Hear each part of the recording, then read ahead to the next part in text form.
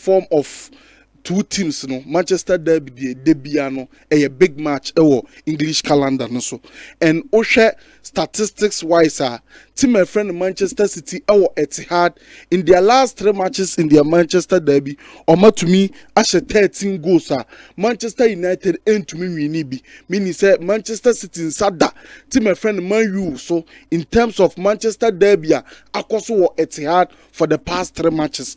We are Man United fan. You will be taking inspiration from the fact say one City for form ne enye. Omo past 10 matches, omo to me win once. And no cry sa win no etia and Nottingham Forest side. Eti say form wise Man City there no fem.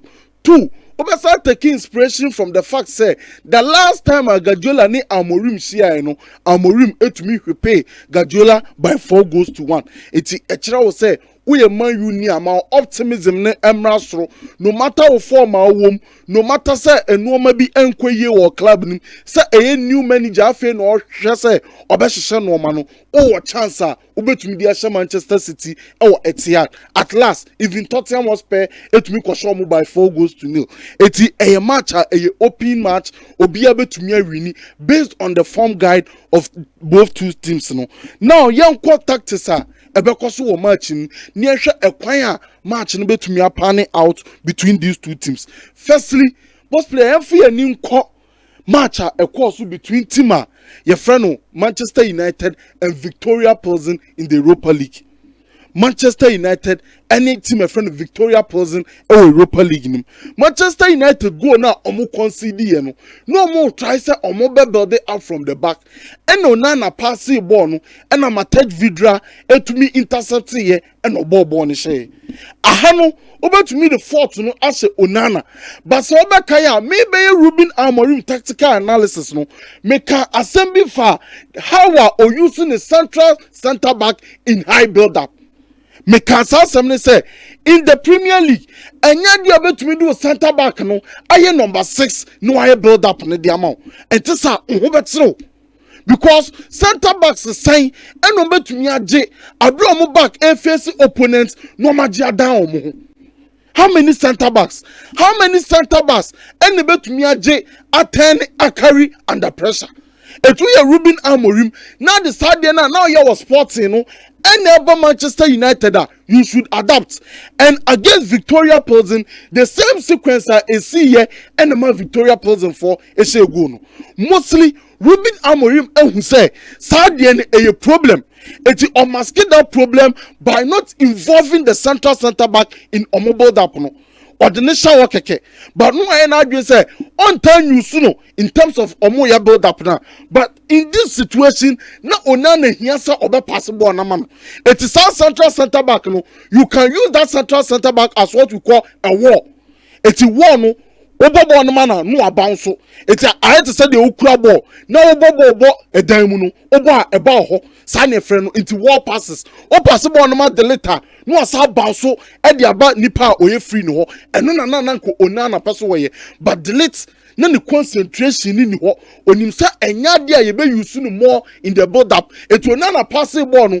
on her so and intercept here and no mo share Manchester United it is say Amorim ebe use sadie we Chelsea City I think say e so adapt no unfortunately for Man United fans Amorim who problem way and against Arsenal or adapting no most back 3 sides are you boss player almost splitting omo back 3 no and the full defensive line in terms of omo build up it omo build up now central center back ebe jina goalkeeper nchen right center back ebe jina goalkeeper nchen left center back ebe left back now right back no ejina baby ojina it against Manchester United uhwe image na sana Ruben Amorim on that day na the central center back Maguire it was now you saw the Maguire ebe jina Onana ho not the Mazraoui ejina Onana ho no push the later right center back no akwaye the right back na abrata fan Taro Malacia a drop by left back. That was the idea Ruben Amorim used here. And I think say when say oh yeah, edited team my friend Manchester City. Only kwanse okoye that central center back as the 6. Edi problem be breno when omo press that player. Until I think say this is what Ruben Amorim will use against him. Your friend Manchester City over the weekend. Sekamini na may you su Chelsea the enemy. Oh Nana, obetumi easily the second center back in terms of build up. Oh obetumi am the +1.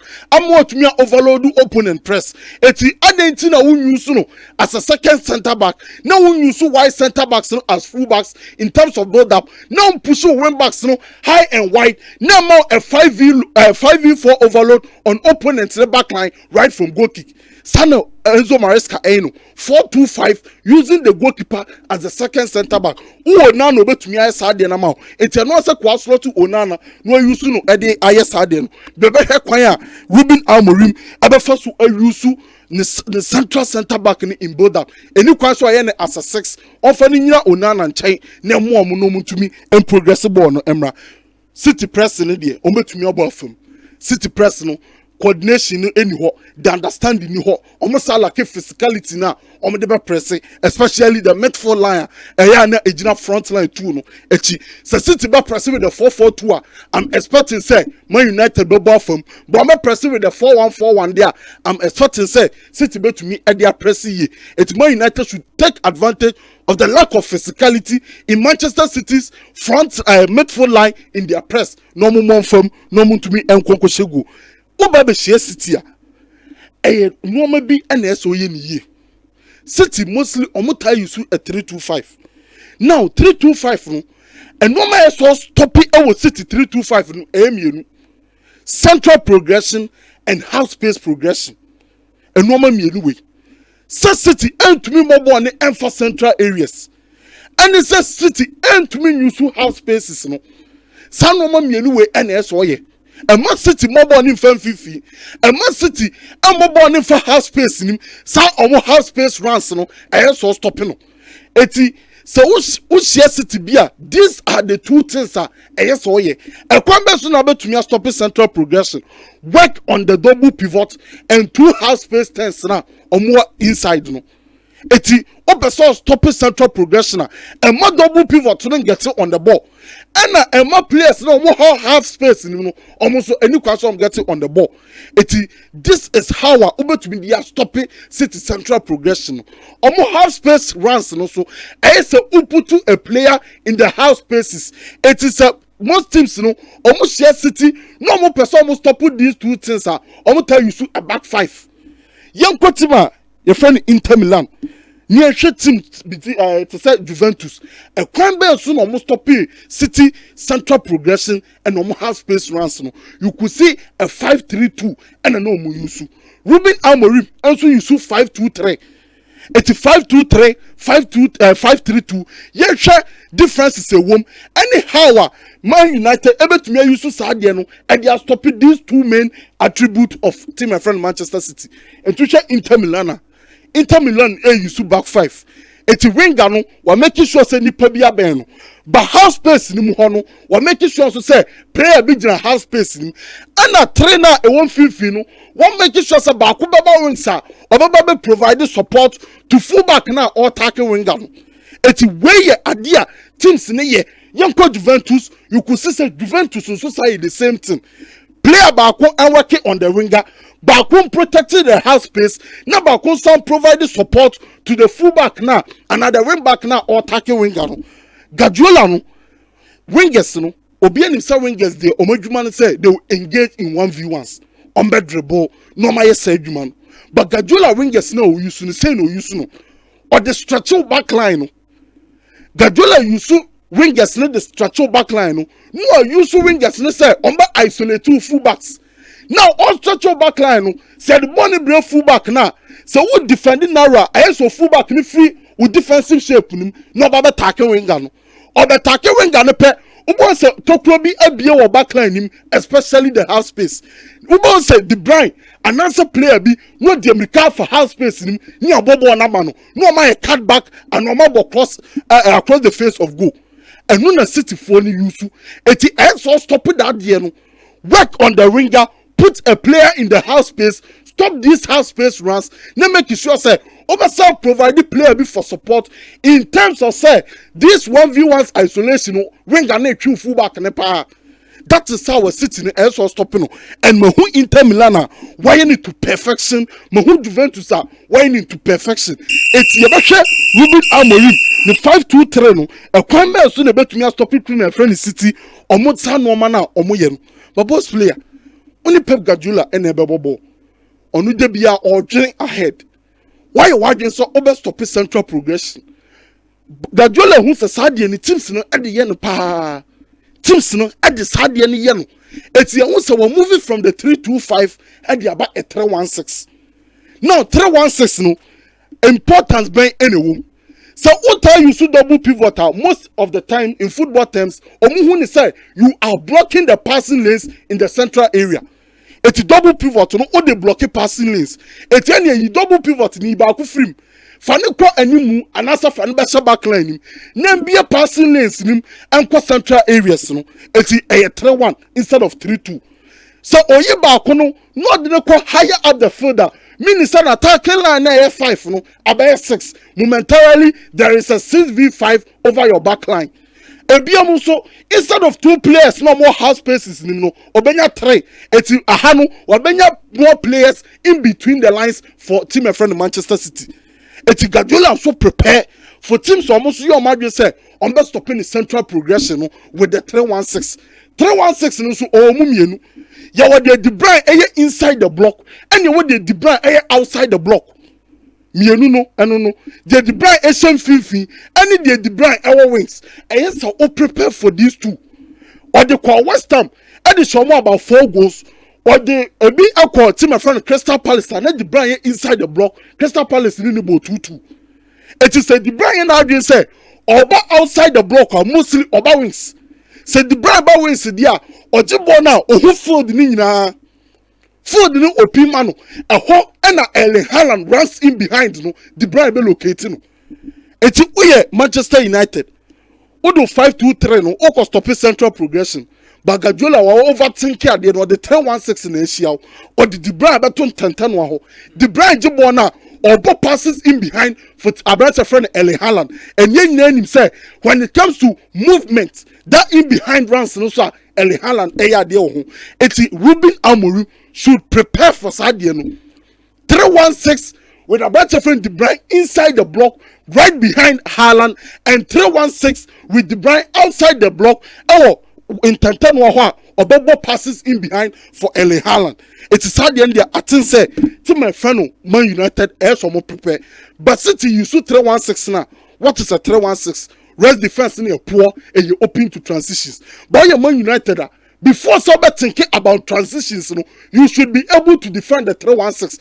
Aha, and the problem back for Manchester United arise the 5-2-3 and their narrow midfield. Some 5-2-3 2 1-15 both player 8 here. And to me cover the whole midfield. It's aha and I am not center backs of Ruben Amorim no. Yeah, expertise almost say on bet me cover half space players no. It's 05 ko nim ne example bi. Against Arsenal. Arsenal use omo 3-2-5. But Odegaard air drop it abachire. Yehwe player na odi na chi no say Mazurawi. We a center back. It's back three no. Why center backs now what back three now? Omo flanking the 1-15 no. Omo madwuma say omo track players na e wo half spaces nim. Say omo track omo a space abeda back line nim a runners ebetumi run it through.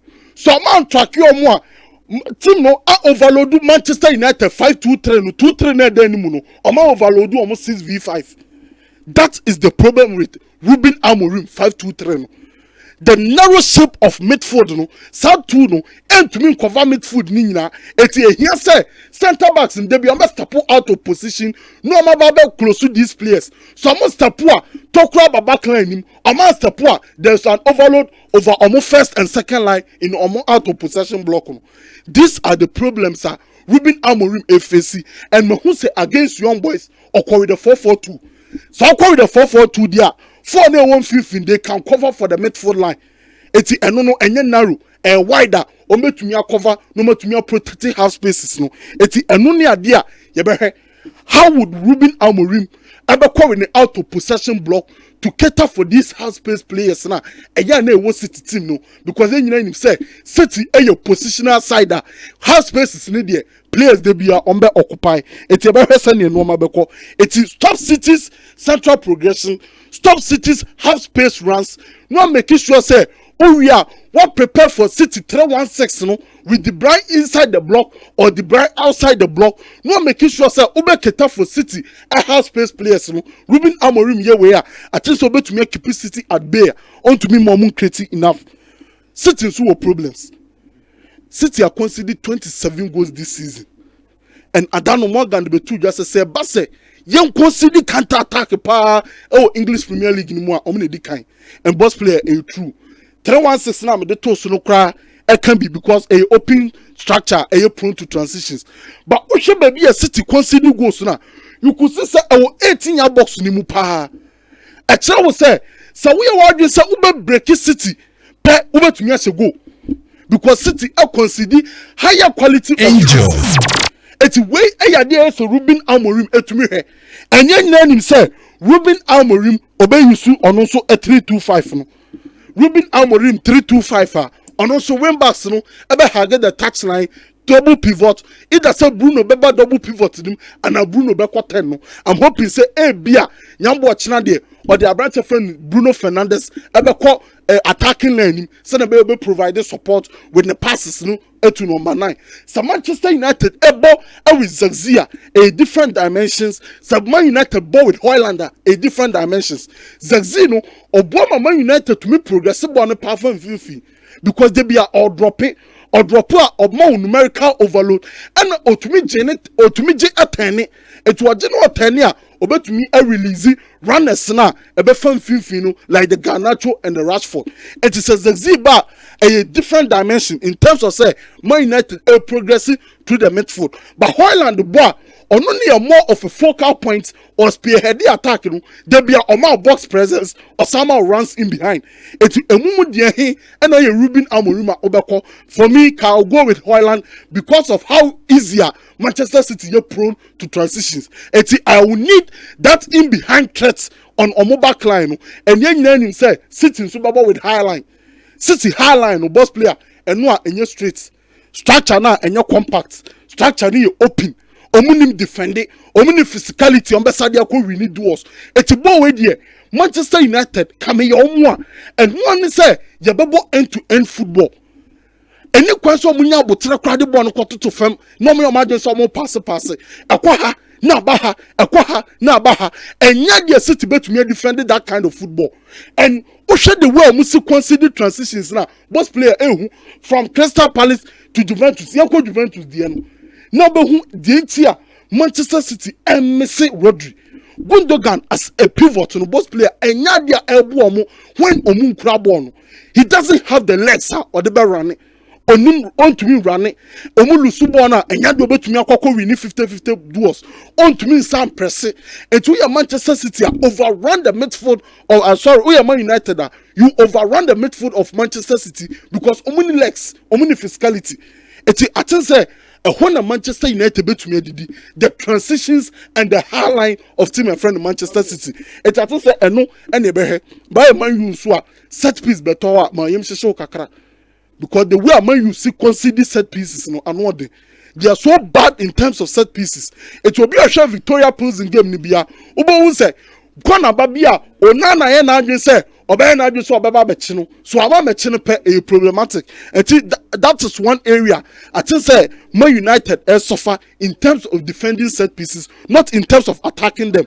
Defending them no and Man City so Carlos Vicenza or no so here our set pieces. But since a boss player in as much as City any form no, when Manchester Derby near Etihad, they are always the favorite. It's a chance I'll give Manchester City home or draw advantage over Man United. But I'm expecting say both teams to score and over 2.5. Able to me to game in boss player. Okay, Morgan, yentio. Yeah, done. Me that's na mention be o tie can be.